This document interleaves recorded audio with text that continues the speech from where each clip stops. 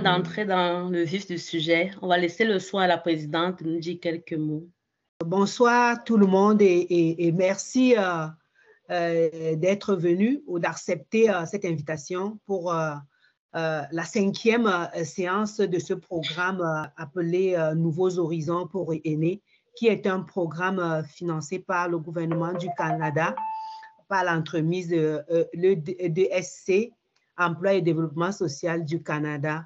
Alors, c'est un programme par lequel le gouvernement encourage nos aînés, les aînés de la communauté, à mieux assimiler les enjeux reliés au décès, comme les assurances, comme comprendre le système funéraire au Canada pour pouvoir mieux se préparer, parce que le décès, on le prépare, on ne sait jamais quand ça arrive, mais lorsqu'on le prépare bien, on rend un énorme service à nos proches.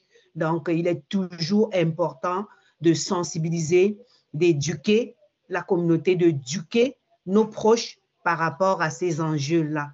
Donc, c'est pour cette raison que nous sommes ici. Nous avons invité notre intervenant, M. Erval Wandi, pour qu'il puisse nous parler des assurances vie. Quelle est l'importance des assurances vie? Pourquoi l'assurance vie doit être un enjeu important pour nos finances? Alors, je pense qu'on doit le laisser décortiquer, on doit le laisser présenter afin que nous sachions comment nous allons pouvoir utiliser pour le futur. Merci beaucoup. Merci, Henriette. On va continuer avec une brève biographie de M. Wandi. Il est conseiller en assurance aussi, et assurance et rente collective. Et puis, nous savons aussi qu'il est PDG, président directeur général de du groupe Mouvassure. Merci beaucoup, Stéphanie. Donc, bonjour à tous. J'espère que vous allez super bien. On me dit souvent que je parle un peu vite. Donc, si je parle vite, dites-moi, je vais ralentir un petit peu. Ça va me faire plaisir, tout simplement. Donc, en tout cas, c'est un plaisir pour moi d'échanger aujourd'hui avec DDI. Donc, je parle d'assurance vie, c'est tout à fait normal. Je pense que vous êtes un petit peu habitué à l'assurance vie, étant donné que c'est un programme, justement, qui consiste à prendre en charge les frais funéraires. Donc voilà, aujourd'hui, on va éventuellement parler de pourquoi l'assurance vie est importante. Mais avant ça, je vais me présenter. Donc, moi, c'est Erval Wandi, comme on a dit tout à l'heure. Donc, je suis le fondateur, tout simplement, de Mouvassure Investissement, qui est un cabinet de services financiers d'assurance qui est au Canada, au Cameroun et bien entendu récemment en Côte d'Ivoire aussi. Donc aujourd'hui, tout simplement, qu'est-ce que nous on fait? Donc aujourd'hui, il n'est plus concevable d'aller voir le banquier traditionnel, c'est-à-dire aller à la banque pour effectivement prendre des produits bancaires, des assurances, et ainsi de suite, parce que le banquier, lui, ne vend que le produit de la banque dans laquelle il est. Aujourd'hui, nous, on travaille avec des banques, des compagnies d'assurance et bien entendu des compagnies de placement. Le but, c'est vraiment de trouver la meilleure solution, étant donné qu'on a une vue d'ensemble sur le marché pour nos clients afin qu'ils aient tout simplement l'indépendance financière. Donc, on parle d'indépendance financière, c'est aussi s'assurer que tout, peu importe ce qui pourra arriver dans la vie, bien entendu, on aura couvert tout simplement les différents aléas, donc notamment le décès, les imprévus financiers, et ainsi de suite. Donc voilà. OK. Donc, globalement, voilà mon côté propriété d'entreprise. J'ai aussi un côté, bien entendu, professeur. Donc, je suis professeur à la Cité collégiale à Ottawa, en finance personnelle et en services financiers, bien entendu, et bien entendu en assurance vie aussi. Donc voilà, de manière globale, qu'est-ce que je fais comme métier. Et j'espère qu'on aura beaucoup de fun aujourd'hui, beaucoup de plaisir à parler d'assurance vie et bien entendu, à parler, bien entendu, des différents impacts financiers liés au décès.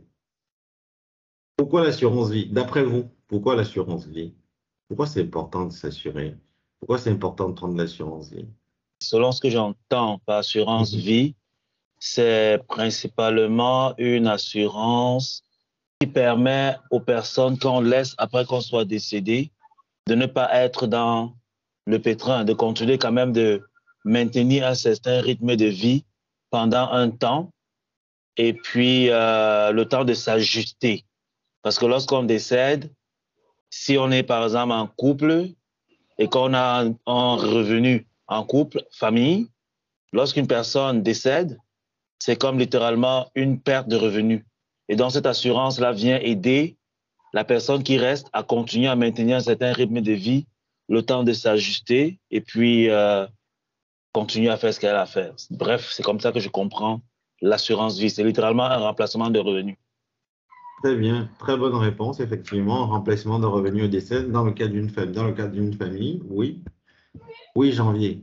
D'accord. L'assurance vie, normalement, c'est pour aider aux frais qui surviennent après le décès, comme la personne précédente vient de le dire, pour un certain temps après le décès pour pouvoir se retrouver puis voir comment on va fonctionner après. Mais j'avais aussi une question en lien avec ça, c'est par rapport quand est-ce que l'assurance vie peut couvrir les obsèques ou les funérailles d'une personne. Merci. Bon, encore là, ça c'est une question un peu générale qu'on va revenir à la fin un petit peu sur les types de questions. Mais effectivement, il y a des assurances pour les funérailles, ça existe effectivement. Donc on va revenir là-dessus à la fin du cours, Charlotte, il n'y a vraiment pas de souci. Donc j'ai noté 2 questions d'ordre général. Dans le fond, l'assurance vie, c'est important. Pourquoi? Tout à l'heure, Eric a parlé du remplacement de revenus en cas de décès. Déjà, il faut comprendre tout simplement que l'assurance vie est importante pour tout le monde. Et bien entendu, c'est uniquement les personnes invincibles, c'est tout simplement les personnes invincibles qui ne pourraient pas acheter d'assurance. Mais étant donné qu'on n'a pas de personnes invincibles sur cette terre, donc, tout le monde devrait prendre une assurance. Et bien entendu, l'assurance vie dans ce cas-ci, c'est bien entendu, étant donné qu'on ne sait pas précisément le jour de notre décès, mais il est important tout simplement de prendre une assurance vie. Donc, pourquoi? Parce que justement, si tout le monde savait quand il allait décéder, mais ils allaient justement, à moins d'1 mois du décès, aller prendre une assurance vie, payer une seule prime et dire, bon, OK, vous pouvez me payer là maintenant. Malheureusement, à ce moment-là, ça ne serait pas une assurance, ce serait une certitude. Donc, étant donné qu'on n'a pas la certitude de quand on va décéder, ou bien de quand on va avoir une invalidité, ou bien entendu de quand on va avoir une maladie grave, donc il est important tout simplement de souscrire une assurance vie pour combler ces différents besoins. Tout à l'heure, Eric a parlé d'un des besoins, c'est-à-dire le remplacement de revenus. Quand, par exemple, une personne dans une famille qui a à charge tout simplement d'autres membres de sa famille, donc c'est assurer que si cette personne décède, sa famille ne soit pas en difficulté tout simplement. Donc, c'est ce qu'on appelle le manque à gagner. Donc, couvrir le manque à gagner d'un conjoint ou d'une conjointe décédée. OK? Donc, il est très important tout simplement de connaître les différents besoins. Et bien entendu, quand on va arriver au niveau des besoins, on va regarder est-ce que le besoin il est temporaire sur un certain nombre d'années ou bien est-ce qu'il est permanent. Donc, si on veut aller dans une définition un peu plus simple, donc l'assurance vie, c'est un contrat auquel l'assureur s'engage à verser une rente ou un capital en cas de sinistre si vous payez bien entendu vos primes. Parce que si vous ne payez pas les primes, à un moment donné, l'assurance va tomber en déchéance. Donc, en général, nous avons plusieurs risques de décès, mais bien entendu, le risque des décès est en fonction tout simplement de notre âge, donc, et bien entendu en fonction principalement du sexe aussi. Donc, on va se rendre compte tout simplement qu'il y a plusieurs facteurs qui peuvent influencer tout simplement la tarification d'un produit d'assurance vie. Donc, en général, quand vous souscrivez un contrat d'assurance vie avec un conseiller, le dossier va bien entendu à la compagnie d'assurance qui est soumis à un tarificateur. Le tarificateur, lui, il prend votre dossier, il essaie de le classifier en fonction du risque que vous avez. Et quels sont les facteurs qu'on regarde pour tarifier votre dossier? Bien entendu, on a le sexe, l'âge, l'état civil, en fonction bien entendu du risque qu'on veut couvrir, l'état de santé, les antécédents familiaux, le style de vie. Donc, est-ce qu'on fume, est-ce qu'on ne fume pas? Est-ce qu'on a une maladie familiale héréditaire dans notre famille? Comment on gère le stress, l'alimentation? Est-ce qu'on est dépendamment de notre poids aussi? Vous avez remarqué souvent quand vous remplissez une proposition d'assurance, on demande très souvent quel est votre poids. Le fait de fumer ou non, le niveau d'emploi, bien entendu, dans le cas d'une invalidité et bien entendu, de revenus. aussi au niveau de l'invalidité. Donc, on va se rendre compte tout simplement qu'en général, les hommes canadiens qui viennent d'avoir 20 ans ont 0,071% de décédés avant le 21 ans. Donc, on voit tout simplement que le risque est bas. C'est pour ça que vous allez voir tout simplement tous ceux qui, plus on est jeune, moins on paye, moins notre prime est, tout simplement. Donc, on va payer moins en assurance étant donné que nous sommes jeunes. Plus on prend de l'âge, plus il faudra payer. Mais on peut aussi tarifier en fonction de l'espérance de vie. Donc, on va se rendre compte tout simplement que les hommes décèdent plus rapidement que les femmes. Selon une statistique selon Statistique Canada, il y a une étude justement qui prouve que les hommes décèdent plus rapidement que les femmes. Donc, en moyenne, 50% des femmes canadiennes de 20 ans aujourd'hui vivront jusqu'à 84,17 ans, pardon, et 50% décéderont bien entendu avant. Donc, si on regarde le prochain tableau, qui est bien entendu une étude basée sur les données des Statistiques Canada, ben, si on regarde bien entendu la probabilité de décès, ou bien l'espérance de vie, si vous voulez, bon, on peut comparer tout simplement la probabilité de décès d'un homme versus une femme. Donc, si on regarde bien entendu ici à 30 ans, on peut voir tout simplement que la probabilité de décès pour un homme ici à 30 ans est de 0,074% et pour une femme 0,037%. Donc, un petit peu autour de la moitié. Donc, littéralement, ça veut dire tout simplement qu'on aura une différence de prime quand même assez intéressante, étant donné qu'une femme a moins de chances de décéder qu'un homme. Par contre, si on revient en invalidité, là, c'est dans le cadre du décès, si on revient en assurance invalidité, on va se rendre compte tout simplement que les femmes tombent plus invalides que les hommes. La probabilité de décès d'un homme ou chez une femme, c'est totalement différent. Donc, si on revient au niveau de l'invalidité, on va se rendre compte que les femmes ont des maladies graves ou bien entendu sont plus invalides que les hommes. Donc, vous allez voir très souvent en assurance invalidité, quand vous faites une tarification d'un homme et d'une femme, même âge, même emploi, même revenu, et même du moins les mêmes conditions, ben, pour une femme va être supérieure tout simplement à celui de l'homme. D'après vous, quels sont les principaux impacts financiers au décès? Donc, Eric m'en a dit un tout à l'heure, dans le remplacement de revenus. À DDI, il y en a un qui est tellement évident, un impact financier au décès. Les frais funéraires. Effectivement. Donc, les derniers frais liés au décès. Les derniers frais, tout simplement, qu'on appelle les derniers frais aussi, donc les frais funéraires. Donc, la perte de revenus, donc ce qu'on appelle tout simplement le remplacement de revenus, bien entendu, d'un conjoint décédé, s'il était le soutien financier de la famille ou non. Donc, si on est le soutien financier de notre famille, il faudra se dire, bon, est-ce qu'aujourd'hui, il faut se poser la question, aujourd'hui, j'ai 3 enfants, j'ai une femme, je touche 100 000, madame touche 50 000. Bon, je paye littéralement 80% des charges à la maison. Madame paye 20% avec son salaire. Donc, il faut se poser la question de se dire, est-ce que si je décède demain matin, est-ce qu'ils seront à l'abri du besoin? S'ils ne sont pas à l'abri du besoin, il faudra tout simplement faire le calcul, ce qu'on appelle une analyse de besoins financiers, pour regarder tout simplement que peu importe qu'est-ce qui va m'arriver, que je sois invalide ou que je décède, mais ma famille reste à l'abri du besoin. C'est-à-dire qu'ils vont continuer à payer les factures. Du moins, il n'y a pas de problème financier. Pour qu'il n'y ait pas de problème financier après mon décès. Et je pense que c'est le souhait de toute personne qui a une famille de mettre sa famille à l'abri du besoin. Augmentation marquée des dépenses annuelles familiales approximativement de 10 000 $, tels que les frais de garderie pour les enfants. Donc, bien entendu, ici, qu'est-ce qui va se passer? En faisant le calcul, justement, il faudrait qu'on se rende compte tout simplement qu'il y a l'inflation. Les choses deviennent de plus en plus chères. Donc, en calculant ce besoin-là, j'ai dit, bon, OK, si je décède aujourd'hui, mes enfants vont recevoir tel montant pendant un certain nombre d'années, ou bien ma femme va recevoir tel montant après un certain nombre d'années, et vice-versa. Mon mari va recevoir tel montant après un certain nombre d'années. Donc, si on arrive à un certain montant, mais il faut calculer aussi l'inflation. Le fait que, justement, ça va prendre, le coût de la vie ne sera pas le même.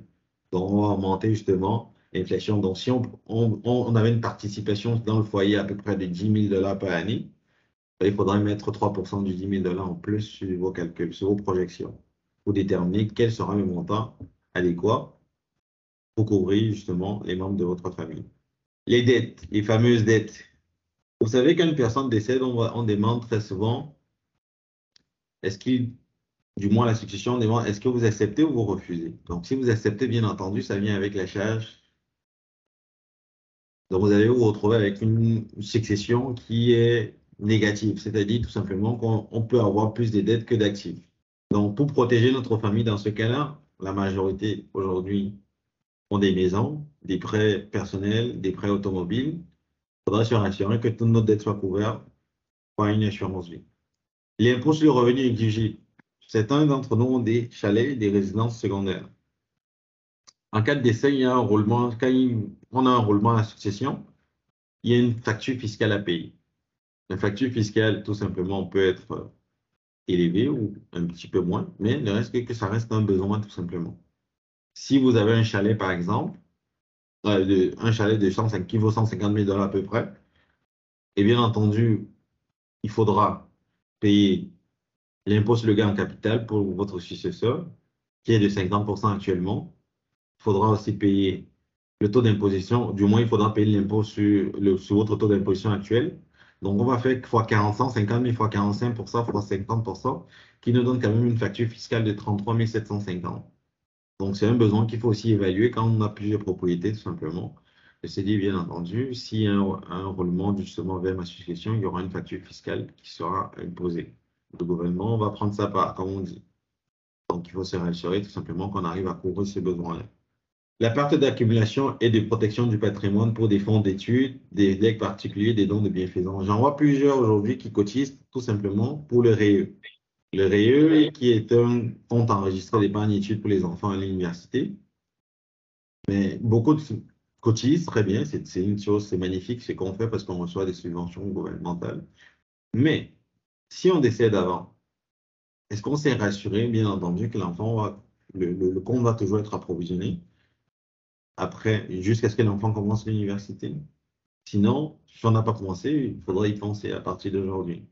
C'est dit qu'il faudra mettre une protection justement qui va continuer les cotisations jusqu'à ce que l'enfant commence les études universitaires, afin qu'il n'y ait pas de manque à gagner pour les frais de scolarité futurs de l'enfant. Ensuite, pour l'employeur de la personne clé, plusieurs ici, j'ai suivi tout à l'heure qu'il y avait une personne, je pense c'est Eric, qui était dans ses affaires, il était en train de travailler. Bon, Eric, disons qu'Eric a 2-3 employés, a peut-être 5, 10 employés, peut-être même 100, je le souhaite. Eric a peut-être un restaurant, un exemple, il a un restaurant, il est un chef cuisinier. Chef cuisinier, c'est vraiment le pilier, l'employé, le pilier de son entreprise. Donc, c'est lui qui comporte les bons plats. Donc, c'est grâce à lui qu'il y a beaucoup de clients qui arrivent. Donc, il faudra protéger cet employé-là de telle façon que s'il décède ou il est invalide, ben, l'entreprise ne se retrouve peut-être pas en faillite. Donc, ça va nous donner du temps, tout simplement, d'aller trouver un bon cuisinier, un autre bon chef cuisinier, et justement combler le manque à gagner pendant que l'ancien cuisinier n'est plus là ou qu'il soit en invalidité, bien entendu qu'il est décédé, qu'il soit décédé. Donc, il faudra couvrir ce genre d'employé-là. Bien entendu, on peut être actionnaire, plusieurs des partenaires dans une affaire. On peut signer ce qu'on appelle une convention, une assurance en copropriété, convention de rachat de parts, de telle façon que si une personne décède, pour éviter tout simplement que la famille ne se mêle aux affaires de l'entreprise, on signe une convention de rachat de parts. Ça signifie quoi? Ça veut dire tout simplement que si une personne décède, l'assurance vie, en prenant une assurance vie au nom de l'entreprise, bien entendu, l'assurance vie va payer tout simplement les actions de l'autre personne qui va permettre tout simplement de payer sa famille les parts qu'il détenait dans l'entreprise. Un dernier point que j'ai rajouté, la perte d'un parent. Plusieurs d'entre vous ont des parents à l'étranger. Quand ils décèdent, souvent, c'est peut-être pas un bon moment pour nous.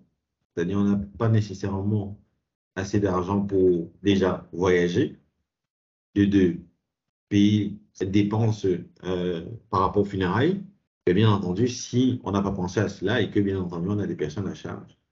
Donc voilà, tout simplement, les différents impacts financiers qui pourraient arriver. Mais il peut y avoir d'autres impacts financiers.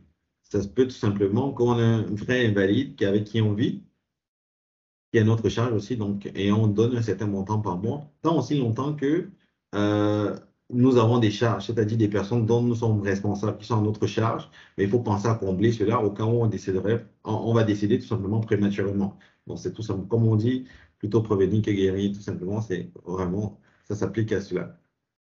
Alors, comment stratégiquement gérer le risque de décès? Donc, quand on regarde tout simplement les différents impacts financiers, comment je le gérer? Ben, bien entendu, il y a plusieurs façons de gérer le risque. Ben, très souvent, on va éviter. Donc, on va éviter d'abord le risque. On évite, on dit, bon, moi, je ne veux pas me mettre en situation de décès.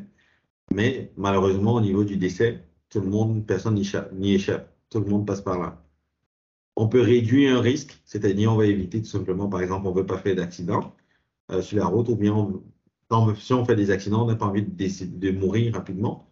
Qu'est-ce qu'on fait? On va mettre la ceinture de sécurité, on va mettre tout ce qui est protection pour réduire notre risque. C'est notre façon de gérer le risque. Mais ce n'est pas suffisant, encore une fois, pour couvrir les impacts financiers au décès. On pourrait assumer le risque en disant, bon, de toute façon, on s'en fout, on s'en va. Ben oui, on peut assumer le risque des décès, mais si on a une famille, des personnes à charge, ça pourrait aussi avoir un impact important sur nos êtres chers. Est-ce qu'on veut vraiment de ça?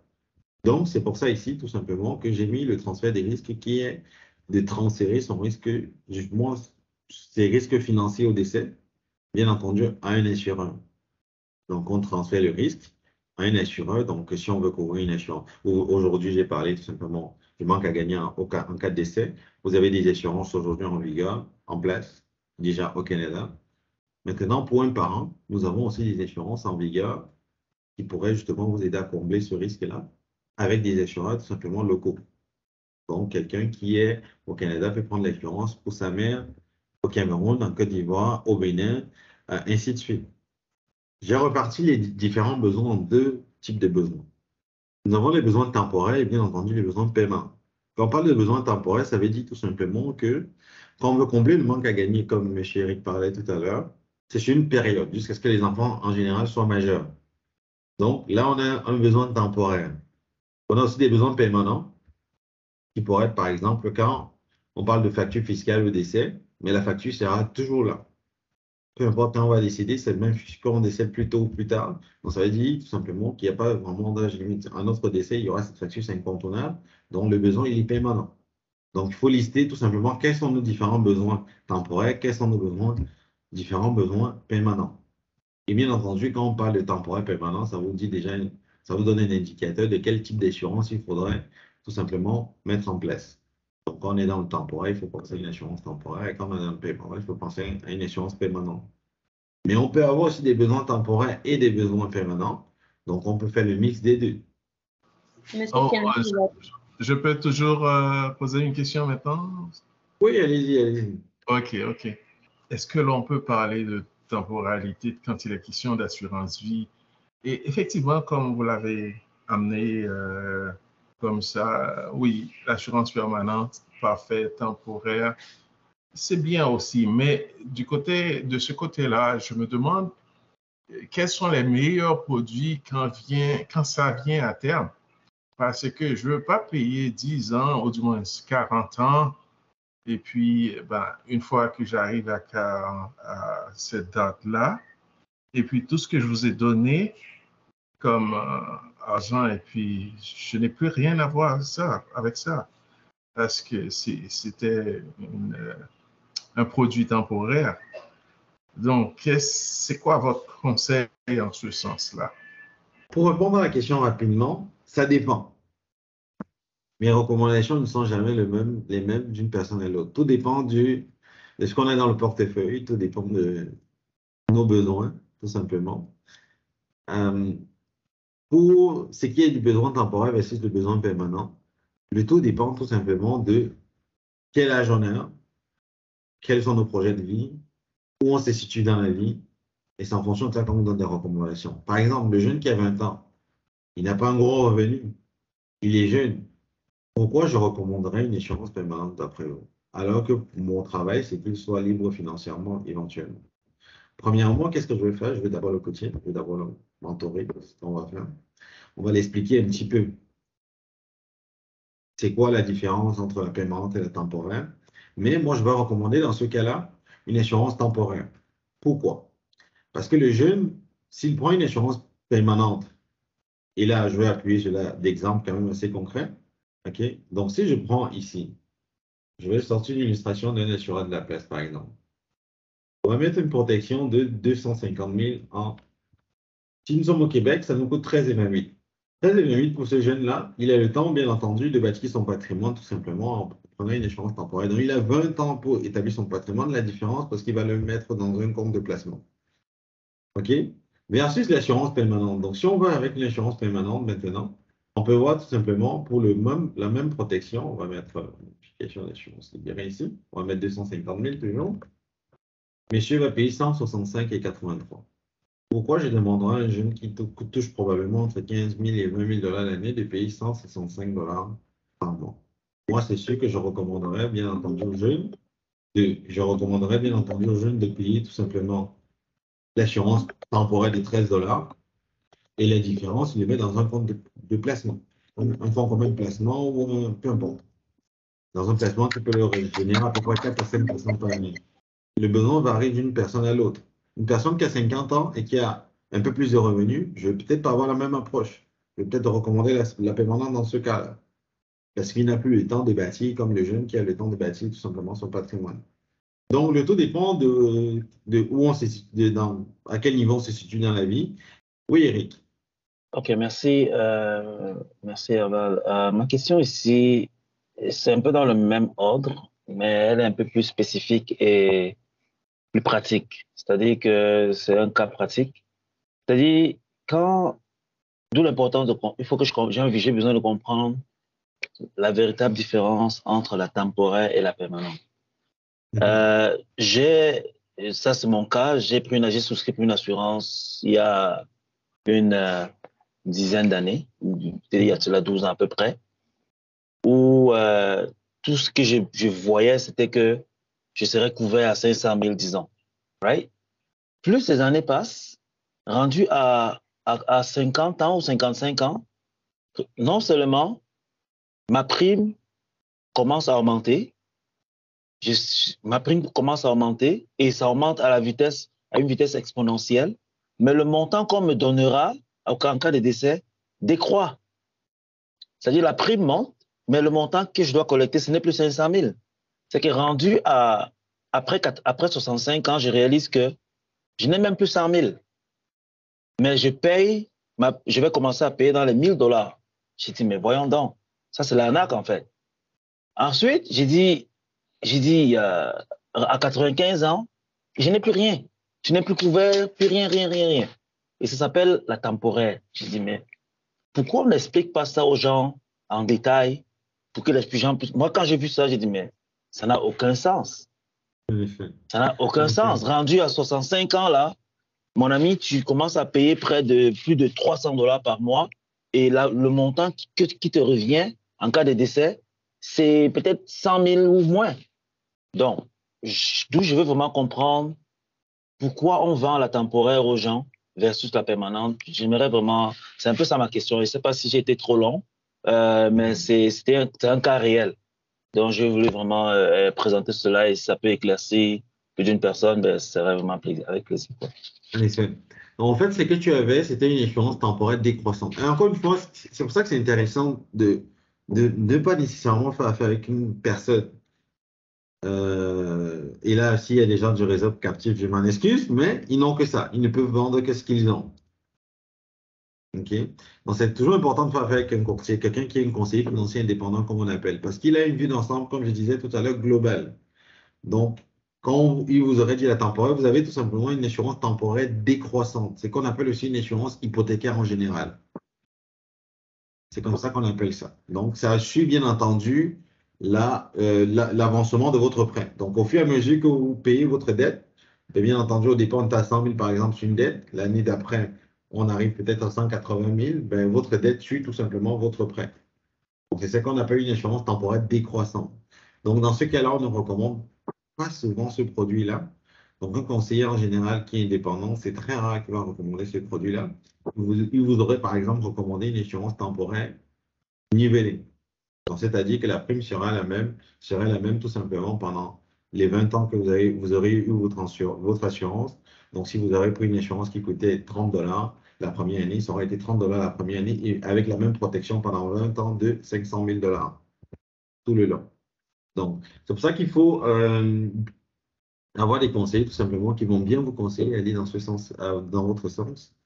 Et bien entendu, qui font une bonne analyse des besoins, qui savent ressortir tout simplement les différents besoins que vous avez. Comme tout à l'heure, on a parlé du jeune de 20 ans, mais ça se peut finalement que je me rends compte qu'Eric, aujourd'hui, c'est un chef d'entreprise, et finalement, lui, son besoin est un petit peu permanent, c'est-à-dire qu'il a des biens immobiliers, il faudra faire l'enrôlement à sa succession. Donc là, je veux voir, mais tout le long, monsieur Eric, bien entendu, il n'a que des besoins permanents, en fait. Donc là, on va opter peut-être pour une échéance permanente parce que M. Eric est capable de se permettre cela. Okay? Et bien entendu, pour lui, ça va être un placement aussi pour la retraite au cas où, bien entendu, il arrive à couvrir ses besoins. D'ici là, bien entendu, c'est des actifs. Et quand on parle d'actifs, c'est bien entendu, ça peut être des immobilisations, ça peut être des réels, ça peut être des CELI, et ainsi de suite. Donc, ça dépend tout simplement de tout un chacun. Ça dépend de tout un chacun. Dit comme ça, donner une analyse, qu'est-ce qui est bon, comme ça, c'est compliqué. Parce qu'il faut vraiment faire une analyse complète, voir exactement est-ce qu'il a des enfants, est-ce qu'il a des biens, et ainsi de suite. Est-ce que son projet, c'est vraiment de mettre en place, s'il a de l'argent de côté. Par exemple, dans le cas on parle de 30 ans. Donc, si on regarde le rendement d'une assurance vie permanente, en 30 ans, littéralement, on a le temps de faire le même rendement dans un fonds commun de placement. Donc, est-ce que ça vaut la peine nécessairement de le mettre dans l'assurance vie permanente ou bien de prendre la temporaire et mettre le placement sur le côté? Le tout dépend tout simplement de la discipline du client. Il y a des clients, tout simplement, tu les laisses de l'argent disponible, ben, ils vont retirer à chaque fois. Donc, c'est peut-être une meilleure solution d'immobiliser cela directement dans l'assurance vie permanente. Donc, ça dépend tout le temps, tout simplement des clients. Oui, Moukeba. Oui, bonsoir. Moi, c'est par rapport à ce que M. Eric vient de présenter. Est-ce qu'on peut passer d'une assurance temporaire versus une assurance permanente avec le même assureur? Est-ce qu'un conseiller financier peut me l'expliquer bien avant? Parce que quand on prend des assurances, on vise toujours recevoir gros. Enfin, pas nous, mais la succession. Est-ce que si j'ai signé pour un temporaire, est-ce que je peux au cours de temps changer pour aller vers un permanent? Merci. Très bien. Très bien. Oui, c'est possible, mais il faut faire attention. Il faut se rassurer d'avoir une échéance temporaire transformable. C'est encore le détail important. Souvent, beaucoup de gens se disent, bon, on prend l'assurance temporaire, et beaucoup de conseillers, des fois aussi, qui sont dans un réseau, qui ne s'informent pas, qui ne vont pas chercher l'information, ça peut être compliqué. Des fois, souvent, certains viennent de commencer aussi, et je ne les en veux pas, ils n'ont peut-être pas eu l'information nécessaire. Donc, qu'est-ce qui se passe? Il faut avoir une assurance temporaire transformable. Une fois qu'on a une assurance temporaire transformable, effectivement, celui-là, on peut le transformer en assurance permanente. On peut le transformer en peut-être d'une temporaire T10 à une temporaire T30. Et encore là, ça dépend d'une compagnie d'assurance à l'autre. Il y a des compagnies d'assurance qui n'ont même pas l'assurance temporaire transformable. Ils ont des renouvelables, mais pas transformables. Ils ont peut-être des renouvelables qui disent que vous pouvez transformer dans les 5 premières années, mais après, vous ne pouvez plus transformer cela.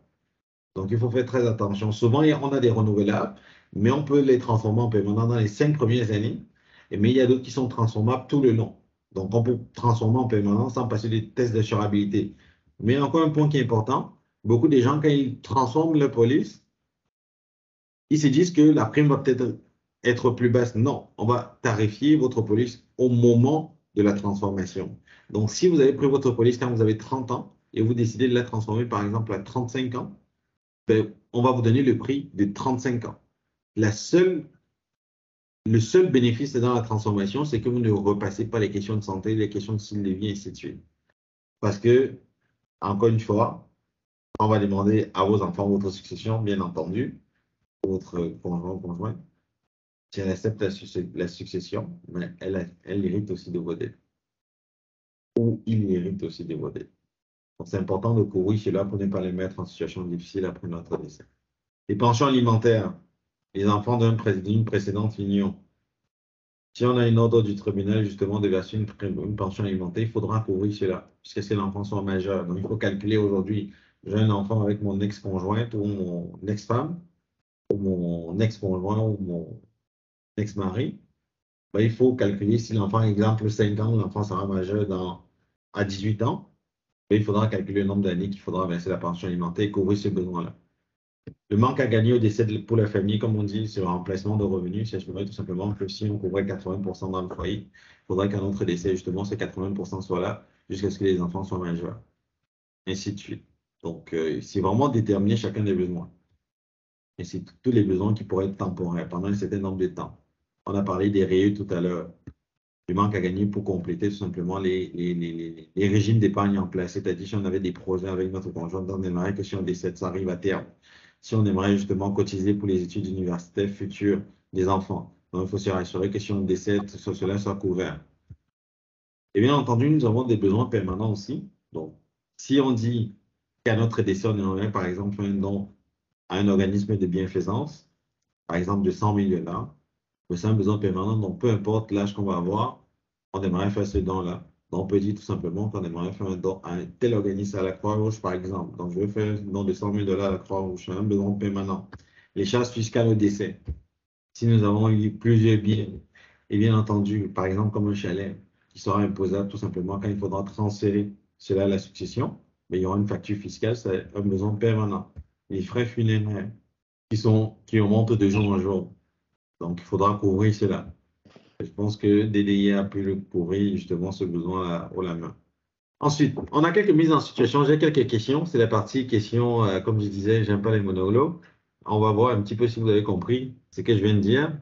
Christelle a 45 ans et mère de 2 jumeaux de 12 ans. Christelle souhaite protéger ses enfants jusqu'à l'âge de 18 ans en cas de décès prématuré. D'après vous, c'est un besoin temporaire ou un besoin permanent? Qu'est-ce qu'il faudrait? C'est un besoin temporaire ou permanent? Temporaire. Temporaire, effectivement. On a un terme ici, bien défini. Donc, c'est un besoin temporaire. Léocadie et Claude aimeraient qu'une somme de 15 000 $ soit allouée pour couvrir leurs derniers frais funéraires. Besoin temporaire ou permanent? Permanent. Très bien, permanent, effectivement. Christelle a une dette hypothécaire de 500 000 $. Temporaire ou permanent? C'est permanent. C'est temporaire, effectivement, parce que c'est une dette, tout simplement. Donc, c'est une échéance, tout simplement. Paul donne un don de 5 000 $ à la Croix-Rouge chaque année et aimerait faire un don de 1 million de dollars à son décès. Permanent ou temporaire? Permanent. Permanent. Très bien. Donc, pour ceux qui aimeraient faire des dons à DDI, vous savez quoi faire. Vous pouvez rajouter DDI sur vos polices d'assurance vie. Donc, voilà globalement le concept des besoins permanents et temporaires. Donc, il faudra déceler cela et séduire tout simplement qu'est-ce qui est le plus important, bien entendu, et bien entendu, mettre cela par ordre de priorité et décider si on veut les couvrir tout simplement. Mais il est important de les couvrir, mais je peux comprendre aussi que la situation de l'un ou l'autre ne permet pas nécessairement de couvrir tous les besoins qu'on a. Mais voilà. Ensuite, l'assurance vie temporaire. Donc, on rentre un petit peu dans l'assurance vie temporaire, qui est un concept que ce n'est que de l'assurance en échange d'une prime. Donc, il n'y a pas ce qu'on appelle le retour en argent. Je sais que c'est la question qui va venir bientôt. Les primes que je paye, est-ce que ça va m'être retourné si je ne décède pas pendant 20 ans ou pendant 10 ans, pendant 30 ans? Donc, ça revient assez souvent, ça. Personne ne veut perdre son argent, je vous comprends. Je vous comprends définitivement. Mais il faut comprendre tout simplement que le gap entre l'assurance temporaire, dépendamment si on est plus jeune, et l'assurance permanente est quand même assez énorme. Donc, il pourrait y avoir une différence de prendre l'assurance temporaire, même si on ne vous rembourse pas cela, et de le compléter à une assurance avec des placements. Maintenant, quand on est plus âgé, je peux comprendre tout simplement que l'assurance temporaire, surtout à plus de 50 ans, l'assurance temporaire est quand même assez élevée. Peut-être dans ce temps, il faudrait opter pour une assurance permanente pour avoir un retour en argent, effectivement, au moment de sa retraite, ce qui est tout à fait compréhensible. Okay? Donc, le taux dépend du besoin. Quand on est plus jeune, il serait peut-être plus intéressant, étant donné, dans la majorité des cas, bien sûr, quand on est jeune, on n'a pas beaucoup d'argent. Donc, il serait plus intéressant de prendre une assurance temporaire et d'investir. Ça permet d'avoir des liquidités pour des projets immobiliers et ainsi de suite, plusieurs autres projets. Donc, le besoin permanent ne se donne pas nécessairement plus jeune. Maintenant, il y a des stratégies qui permettent de prendre aussi l'assurance permanente sur un nouveau-né. En se disant que, bon, étant donné que je vais prendre ma retraite dans 20 ans, je vais peut-être protéger mes enfants. Et bien entendu, si jamais il n'y a rien qui arrive, donc on touche du bois pour que rien n'arrive, bien entendu. Si rien n'arrive, bien entendu, la valeur de rachat dans notre production pourra ressortir cela, sous forme de prêt, bien entendu. et bien entendu, utiliser pour notre retraite, tout simplement. Si jamais, bien entendu, il n'y a pas de décès entre-temps. Donc, ça pourrait être aussi une option de besoin permanent qu'on pourrait mettre sur un enfant. Mais un jeune qui décide de prendre sa police par lui-même à 20 ans, c'est sûr qu'on va toujours recommander une échéance temporaire et le placement sur le côté, étant donné que il a du temps justement pour bâtir un patrimoine. Donc, on couvre tout simplement le temps, son temps justement pour bâtir son patrimoine. Et bien entendu, c'est une police quand même assez chère, étant donné que son risque de décès est très bas à 20 ans. En général, quand on prend une assurance temporaire, il faut comprendre qu'il y a une limite, on ne peut pas être couvert jusqu'à un maximum. Donc, si vous prenez une assurance temporaire, le maximum d'âge que vous pouvez vous couvrir, c'est 80 ans. Donc, quand vous dépassez les 70 ans, on ne peut plus prendre une assurance temporaire parce que le minimum qu'il faut prendre en assurance temporaire, c'est 10 ans actuellement. Donc, si vous dépassez 70 ans, il est impossible pour vous de prendre une assurance temporaire. Dans ce temps-là, il faudra opter pour une assurance permanente. Et bien entendu, sous réserve, bien entendu, d'avoir une bonne santé. Donc, l'offre diffère d'une compagnie à l'autre. Donc, à qui s'adresse justement l'assurance temporaire? Donc, aux personnes, bien entendu, qui ont des risques connus pendant une période déterminée. On parle, bien entendu, de l'assurance pré-hypothécaire. On sait que la dette sera un certain nombre d'années. On veut couvrir le manque à gagner du conjoint décédé prématurément pendant un certain nombre d'années. Donc, c'est pour des besoins à court et moyen terme. Donc, en général, pour l'assurance temporaire, on parle maximum souvent de 40 ans. Pour des gens à revenus restreints ou à budget serré. Donc, si on est en difficulté, on peut avoir 40 ans, mais c'est l'assurance permanente qu'il nous faut. Mais étant donné que nous sommes dans une situation plus ou moins difficile, on peut prendre une assurance temporaire pendant 5 ans et bien entendu la transformer, une assurance temporaire transformable, bien entendu. Le temps justement de remettre justement la situation financière correcte, si on peut dire ça comme ça, on pourra transformer éventuellement en assurance permanente. Donc, le tout dépend tout simplement de la situation du client. Ça ne varie, ce n'est pas il n'y a pas nécessairement un modèle fixe pour tout le monde. Donc, l'assurance vie permanente, donc quand on parle d'assurance vie permanente, ça couvre toute la vie, bien entendu, jusqu'à maximum 100 ans. Si vous êtes vivant 100 ans, on va vous donner les primes, on va vous donner tout simplement la prestation d'assurance directement comme cadeau d'anniversaire. Donc, les primes sont fixes tout le long de la vie. Donc, il n'y a pas de modification, de changement de primes d'assurance. Ici, les primes sont fixes. Et bien entendu, on a trois principes trois principes quand on parle d'assurance permanente. Donc, on parle d'assurance permanente, on va très souvent parler de protection et d'épargne, parce qu'on a un volet investissement dans l'assurance permanente. Et bien entendu, nous avons la permanence de l'assurance. Donc, l'assurance est la même chose tout le long de la vie. Et bien entendu, nous avons la constante de vie après. La prime est la même tout le long, comme j'ai dit tout à l'heure. OK? Donc, si on veut revenir tout simplement sur un cas d'assurance permanente, nous avons une assurance permanente ici. Ce qu'on appelle une assurance avec participation pour monsieur. Monsieur est jeune, il veut une assurance avec participation. On peut voir le rapport tout simplement. Vous voyez? Illustration d'assurance vie permanente avec participation. Donc ici, dans le fond, il y a deux volets dans l'assurance par vie et participation. Bien entendu, on voit le total de la prime mensuelle à payer. Il y a deux volets. Un volet protection, un volet valeur de rachat. C'est ce qu'on appelle, bien entendu, la partie épargne de notre police d'assurance vie. Donc, vous voyez la première année ici. Donc, il peut y avoir plusieurs options, tout simplement, au niveau de l'assurance avec participation. Mais j'ai pris la bonification de l'assurance libérée, ce qui permet tout simplement d'aller chercher le maximum de rendement sur votre police d'assurance vie et bien entendu, augmenter votre protection au fur et à mesure que les années augmentent aussi. Les années avancent aussi. OK? Donc, on paye 1990 la première année. Bien entendu, à la première année, on nous baisse en participation de $278. Nous sommes assurés pour 250 000, ce qui n'est pas un gros montant. Donc, le $278 va aller racheter de l'assurance supplémentaire. Donc, à la deuxième année, au lieu d'être assuré à 250 000, on sera assuré, bien entendu, à 252 784 $. Et bien entendu, vu que notre protection a augmenté, ben, ça nous fait en sorte qu'on nous verse des participations plus élevées. Donc, la deuxième année, on va recevoir $567, mais on paye la même prime annuelle. Donc, si on descend rapidement après 30 ans, donc si on fait le 1990, je vais demander à quelqu'un de faire 1990 fois 30 et nous dit le montant que ça donne. 1990 fois 30. 1990 fois 30. 59 700. 59 700. Donc, depuis 30 ans, on a payé 59 700. Au départ, on était assuré pour 250 000. Là, nous sommes assurés maintenant pour 346 818.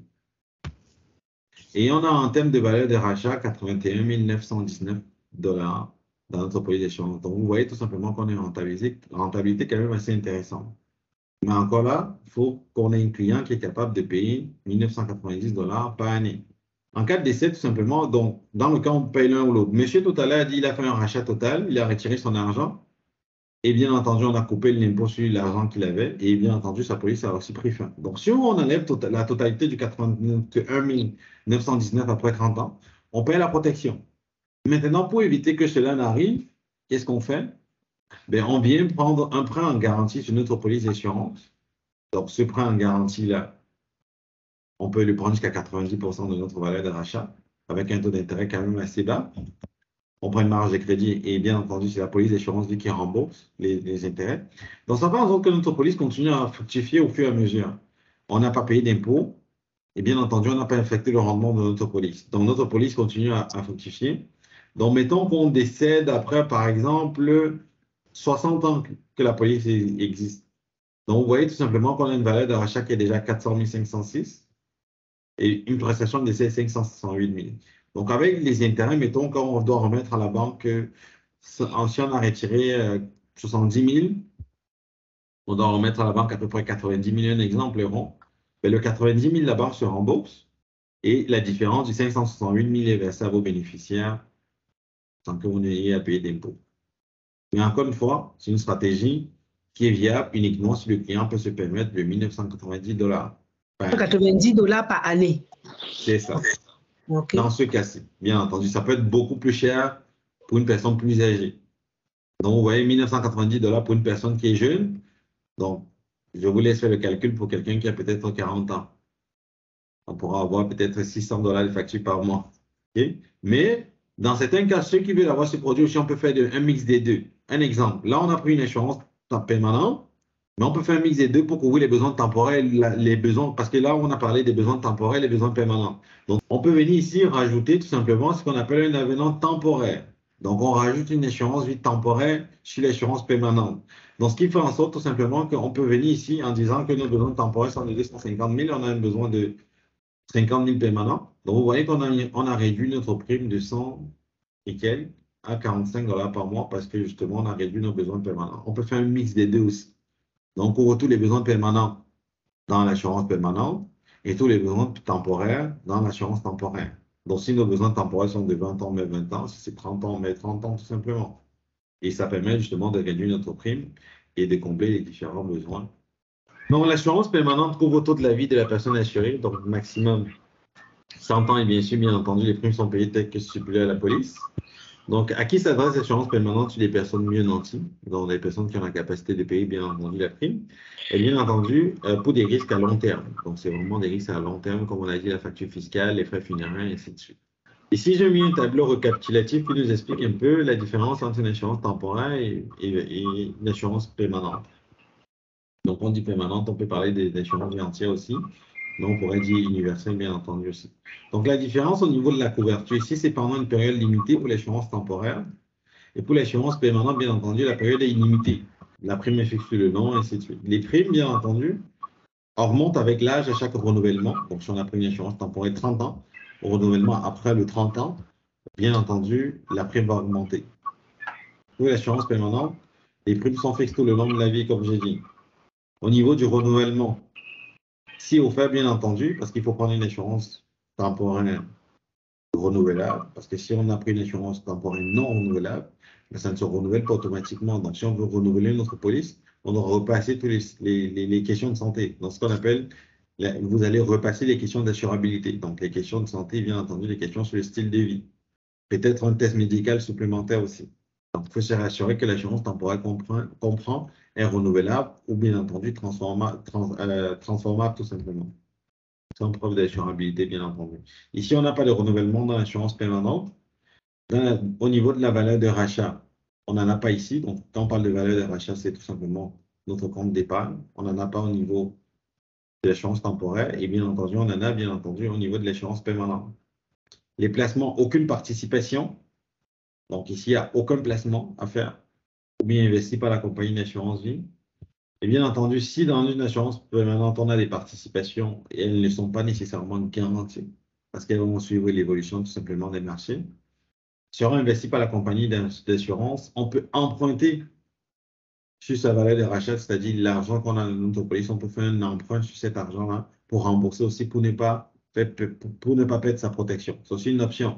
Donc, si on n'a pas un bon bureau de crédit, ben, dans ce cas-là, on peut emprunter directement à la compagnie d'assurance. On peut faire ce qu'on appelle une avance et payer un intérêt tout simplement sur l'argent qu'on retient pour ne pas annuler sa police. Prestation au décès de la personne assurée. Prestation est égale à la valeur assurée. Donc, voilà, donc c'est vraiment le montant d'assurance. Si on a pris une assurance de 200 000 $, on est couvert 200 000 $ à recevoir au décès avant l'échéance au contrat. Prestation de décès peut être supérieure ou inférieure à la valeur assurée, tout simplement dépendamment de la valeur de rachat. Donc, dans le cas, par exemple, d'une assurance universelle, on peut donner la prestation de décès, on rajoute le compte de placement, ce qui peut faire en sorte que ça augmente tout simplement votre prestation de décès. Ça peut être inférieur, tout simplement parce qu'on a peut-être mis sa police tout simplement en garantie sur un prêt. Donc, la différence, on rembourse le prêt et la différence va à la famille tout simplement. Donc, ça peut réduire légèrement. Donc, maintenant, la partie où on décide de prendre l'assurance temporaire versus l'assurance permanente. Donc, Sandra touche un revenu de 30 000 $ et un prêt hypothécaire de 200 000 $. Est-ce que c'est une assurance temporaire ou permanente qu'on va recommander? Permanente. Temporaire. Effectivement, c'est temporaire, donc vous avez bien fait. Donc, effectivement, pourquoi c'est temporaire?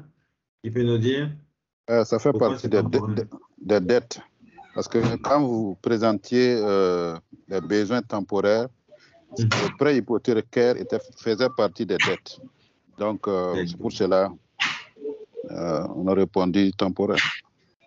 Effectivement. Donc, si le besoin, on a une dette déjà, on a un besoin temporaire, mais quel est le deuxième indicateur qui peut nous dire que c'est une assurance temporaire? Le revenu de Sandra. Effectivement, le revenu de Sandra, parce qu'il est bas, comme on a dit tout à l'heure, c'est pour des gens qui ont des revenus restreints. Donc, ça fait en sorte tout simplement qu'avec un revenu de 30 000, on ne peut pas recommander une assurance permanente à Sandra. Deuxième, Olin touche un revenu de 200 000 $. Elle aimerait faire un don à SOS Africa à son décès de 50 000 $. Assurance temporaire ou permanente? C'est permanent. Permanent, c'est clair. Un revenu quand même assez conséquent et bien entendu, un besoin permanent. Claude aimerait que sa famille reçoive 100 000 $ par année pendant 20 ans en cas de décès prématuré. Permanent. Pas permanent? Non, c'est temporaire parce que ça a une durée. Temporaire. Yes, temporaire. Parce que le besoin, c'est une durée, tout simplement.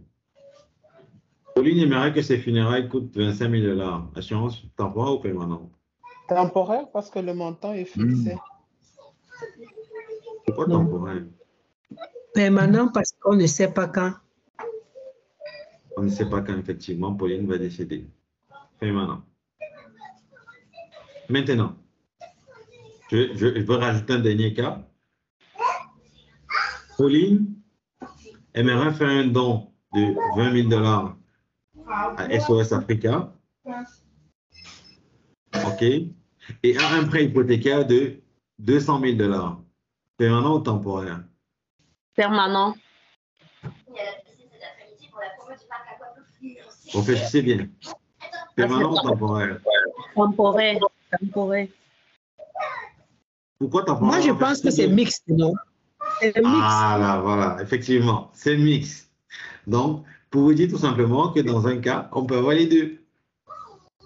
Des besoins temporaires et permanents. Donc maintenant, il faudra recommander une partie peut-être en permanent et une partie en temporaire. Donc, tout à l'heure, quand je faisais l'exercice pour la police d'assurance, ça peut s'appliquer dans certains cas comme celui-là, que nous avons deux besoins différents, deux styles de besoins différents dans un dossier. Maintenant, si le revenu de la cliente est très bas, là, on va recommander même les besoins permanents dans la temporaire, mais on va recommander une assurance temporaire transformable de telle façon que quand la situation sera meilleure, elle pourra bien entendu transformer en permanent aussi.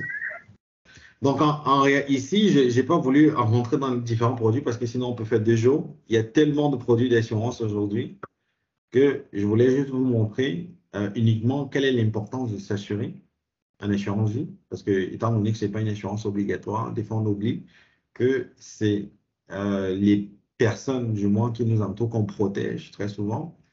Donc, il faudrait y penser de plus en plus. Donc, il faut retenir ici tout simplement que nous avons plusieurs types de besoins. Donc, il faut savoir quels sont nos besoins. Il faut déjà chercher, faire une liste de quels sont mes besoins avant d'aller voir votre conseiller. Donc, de toute façon, quelqu'un il va vous dire, bien entendu, il faut faire ci, ça. Ben, il faut vous ressortir votre liste en disant, mais est-ce qu'il a protégé tel point? Est-ce qu'il a protégé tel point? Est-ce qu'il a protégé tel point? s'il a pensé à me donner une solution pour cela, en fonction tout simplement de mes revenus, bien entendu, et de mes actifs aussi. Souvent, les besoins, bien entendu, permanents peuvent être couverts par les actifs qu'on a déjà en place. Par exemple, si j'aurais donné le cas de Pauline, comme on a dit tout à l'heure, un mix des deux, et que j'aurais rajouté qu'elle a un SCI, par exemple, de 50 000, de 100 000 $, mais ces actifs pouvaient venir couvrir tout simplement ses besoins permanents. On l'aurait laissé uniquement avec l'assurance temporaire. Donc, d'où l'importance tout simplement de penser à des mix temporaires quand on est jeune et de placement, parce que justement, ça permet justement de bâtir un patrimoine qui va, bien entendu, venir couvrir tous nos besoins permanents. Et bien entendu, ça nous fait aussi des liquidités disponibles en cas d'urgence. Globalement, voilà ce que j'avais comme message pour vous aujourd'hui. Et bien entendu, comme on dit, il faut faire un peu de publicité. Donc, je mets une petite photo de notre entreprise et bien entendu notre bureau à Gatineau. Mais bien entendu, le bureau, on a aussi des bureaux, bien entendu, à Douala et bien entendu à Abidjan. Donc, si vous avez des personnes à Douala ou bien entendu à Abidjan, n'hésitez pas à nous faire un coucou ou bien à Gatineau, bien entendu aussi.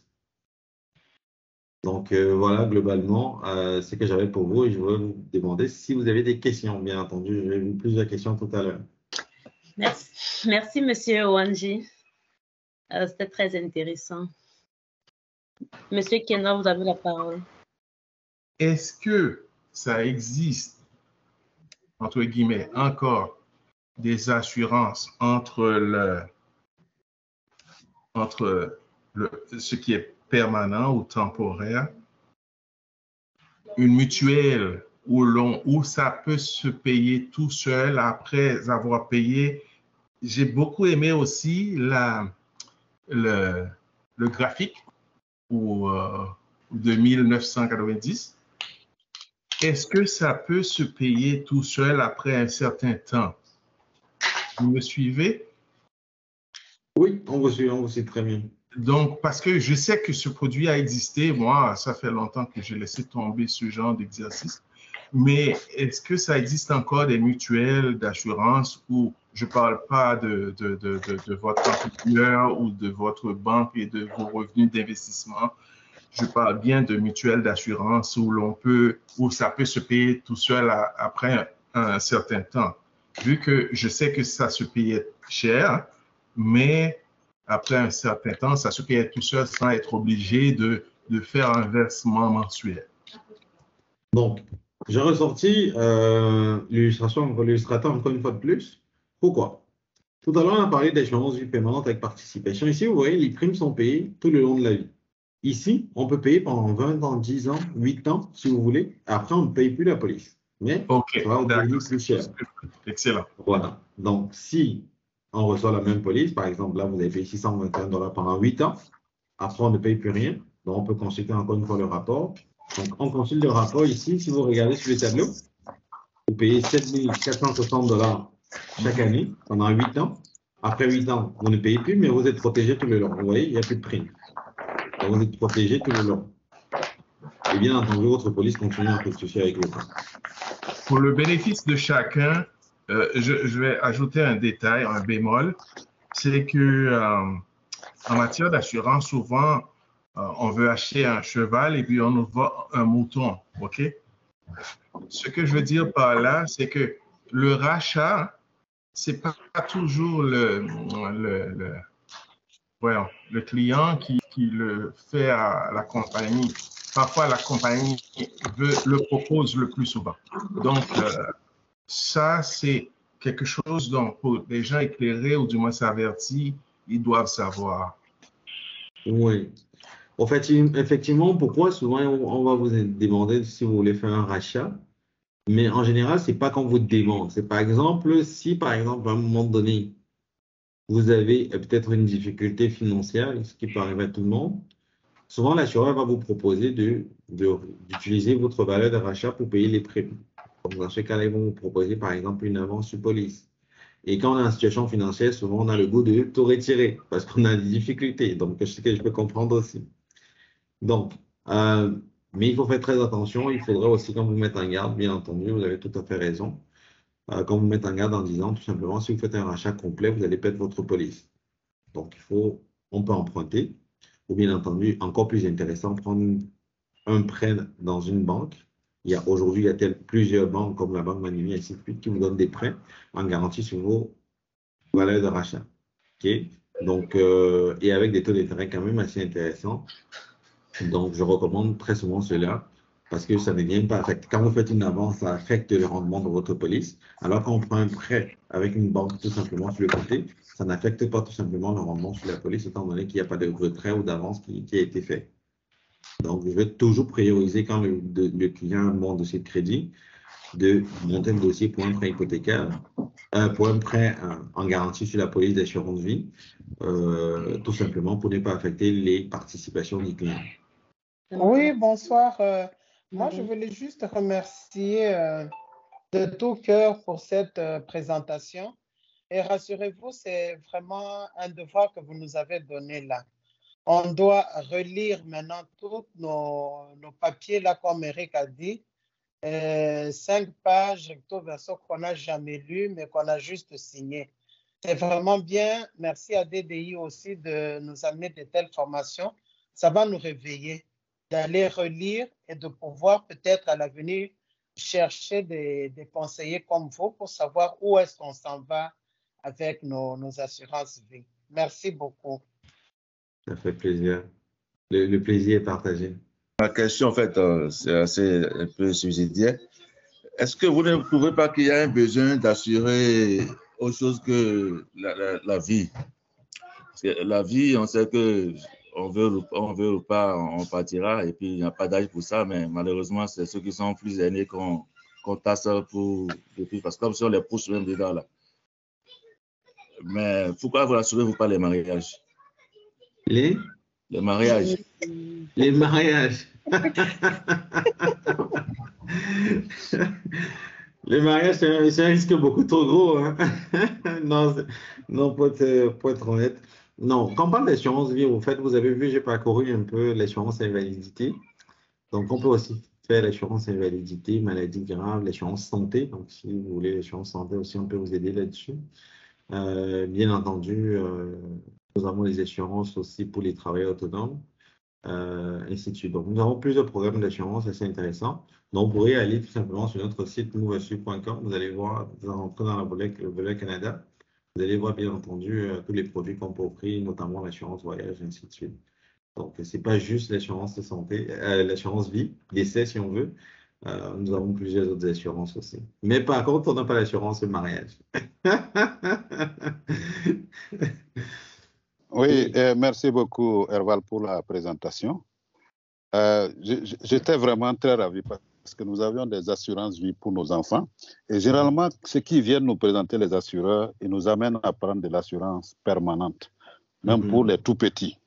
Donc, je crois qu'au vu de cet exposé-là, bon, c'est sûr que c'est toujours intéressant de faire recours à un conseiller, mais on va le titiller maintenant pour essayer de voir comment on peut transformer ces assurances permanentes des tout petits en assurance temporaire, et on gagne financièrement nous-mêmes parce que ça coûte un peu cher de faire l'assurance permanente pour des enfants, par exemple de 12 ans ou quelque chose. En tout cas, merci beaucoup pour ces éclairages. Lister vos besoins, honnêtement, c'est ça, effectivement. Et comme on a tous les contacts là, c'est ça aussi l'intérêt. On n'hésitera pas à vous contacter. Merci beaucoup pour la présentation. Effectivement, on n'attend que ça. OK. Moi, ma préoccupation, c'est que vraiment, la présentation d'aujourd'hui, Herval, sans retenir mon sentiment, c'est la satisfaction. Parce que parler à nos proches de l'importance d'avoir des assurances ou bien de savoir quel type d'assurance il faut prendre pour les enfants, ça, c'est vraiment capital. Parce que généralement, on perd de l'argent parce qu'on pense qu'on est en train de protéger de l'enfant. Or, on pourrait plutôt le rendre autonome ou bien lui fournir suffisamment de combler ses besoins quand on n'est plus en investissant pour lui. Parce que ça, c'est ce que je retiens de cette présentation qui est vraiment capitale pour nous, des personnes déjà à un certain âge ou bien des aînés, de penser à ce type d'assurance-là ou bien de conseiller des enfants à aller chercher des assurances temporaires et d'investir la différence. Ça, c'est vraiment important. Merci beaucoup. Effectivement, donc, comme on disait, une personne qui est jeune, il faudra qu'il pense d'abord à bâtir son patrimoine. S'il met une grosse partie dans l'assurance, il va prendre du temps avant de bâtir son patrimoine. C'est tout à fait normal. Oui, le CENI. Moi, je m'appelle Ramdé. Oui. Et je voudrais poser une question parce que très souvent, on parle de l'assurance permanente. Et il y a une question qui a été posée, en tout cas par l'avant-dernière personne, parlant du moment à partir duquel on n'a plus besoin d'utiliser, on n'a plus besoin de faire des paiements annuels ou mensuels pour pérenniser sa prime. La question que je me pose, c'est quel est le coût de l'assurance? Est-ce que vous pouvez faire une simulation avec le coût de l'assurance? Parce que je sais qu'il y a un coût qui va avec et chaque année, ce coût aussi augmente. Est-ce que vous pouvez faire une simulation qui nous permet de voir l'évolution de ce coût-là et qui nous rassure que ce qui a été mis est vraiment ce que nous allons avoir à la fin? OK. Vous voulez dire tout simplement au niveau de la valeur de rachat, mais pas sur la prime d'assurance? Oui, et aussi, j'ai entendu des gens dire qu'ils ont souscrit à l'assurance, sauf qu'à un certain moment, on leur demandait de donner un peu plus d'argent parce que finalement, ce qu'ils donnaient n'était plus suffisant pour couvrir la couverture qu'ils avaient demandé au préalable. Et je voudrais, par une simulation que vous nous montriez, si quelqu'un doit aller avec, vous avez dit 7 500 par mois, non, par an, pendant 8 ans ou pendant combien d'années, l'assurance s'autofinance. Quel est le coût qui va avec pour qu'on sache d'avance si c'est vraiment ce qu'on aura à la fin ou bien est-ce qu'il n'y a pas un piège qui nous guette au carrefour? En effet. Bon, je vais vous expliquer. Le problème avec l'assurance que vous aviez avec, c'est ce qu'on appelle une assurance vie universelle, donc le coût d'assurance uniforme. Ici, c'est une assurance vie avec participation, ce qui est une assurance vie entière. Une assurance vie universelle, comment ça fonctionne? En général, c'est pour des personnes nanties. Le but de l'assurance vie universelle, dans le temps qu'on l'a créé, c'était pour que les gens qui ont beaucoup d'argent vont mettre l'argent dans la police d'assurance vie et les intérêts que cela génère vont payer le coût d'assurance. Vous voyez? Donc, l'assurance universelle, comment ça fonctionne? À l'intérieur, il y a ce qu'on appelle un compte de placement. Donc, ça peut être un CELI, un REA, ainsi de suite. Donc, quand vous payez votre prime, bien entendu, premièrement, il y a une taxe qu'on paye sur la prime. C'est que les gens ne savent pas dans l'assurance vie universelle. Il y a une taxe à payer sur la prime. La prime va dans le compte de placement. Et le compte de placement se charge justement de payer les frais de gestion. Donc, si vous mettez 100 $ dans votre police mensuelle et que, bien entendu, le coût de l'assurance réel est par exemple de 100 $, donc vous voyez que le 100 $ que vous déposez n'a pas le temps de produire assez d'intérêt pour aller payer le coût d'assurance de 100 $.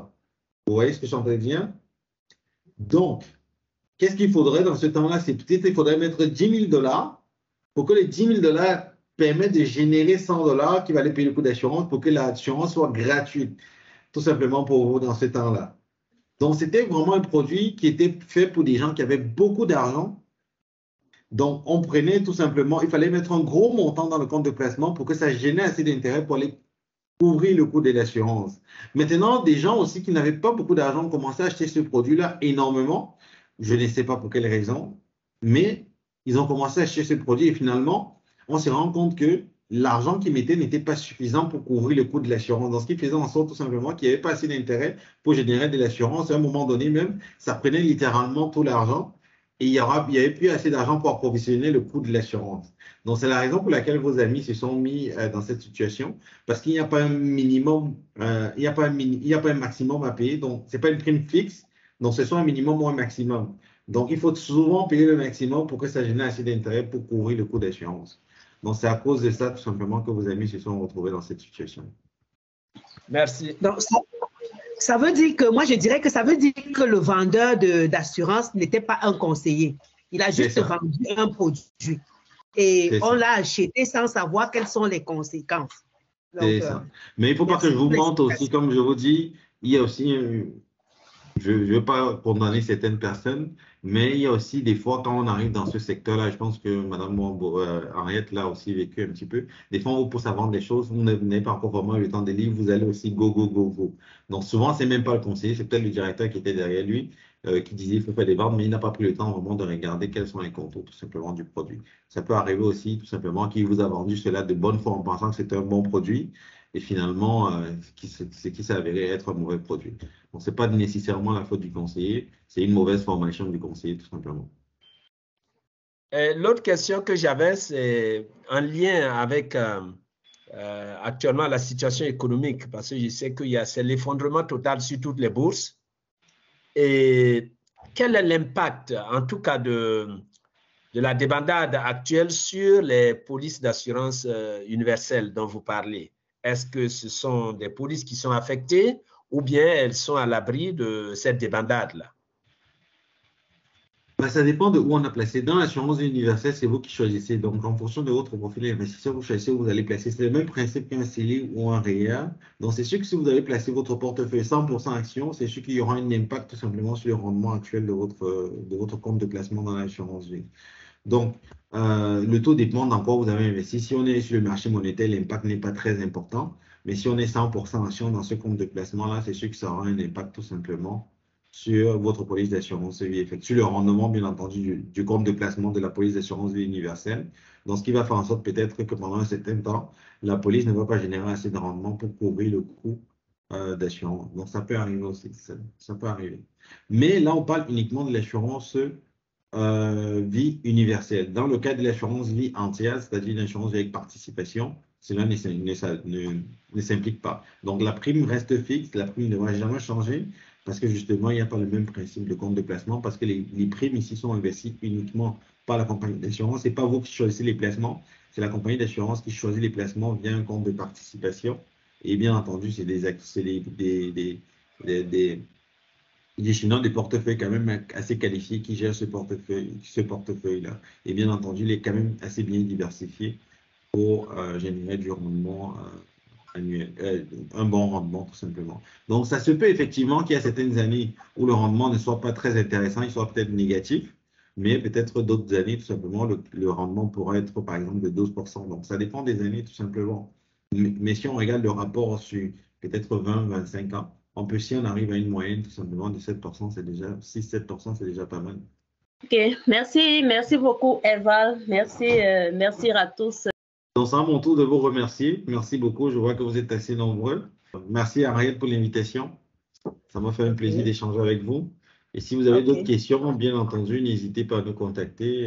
Je suis quand même assez joignable. Je suis joignable assez facilement. Donc, vous pouvez aller sur notre site moveassu.com, comme on a dit tout à l'heure. Voir un petit peu qu'est-ce qu'on fait. Ça va nous faire plaisir. Et bien entendu, si vous avez des questions d'ordre financier, au niveau des assurances vie, au niveau, bien entendu, de comment assurer vos parents sur l'Afrique, bien entendu, ça va nous faire un plaisir de vous répondre là-dessus. Et voilà. Alors, merci à tous d'être venus. J'étais contente de voir qu'il y a plus d'une vingtaine de personnes qui ont honoré à ce rendez-vous.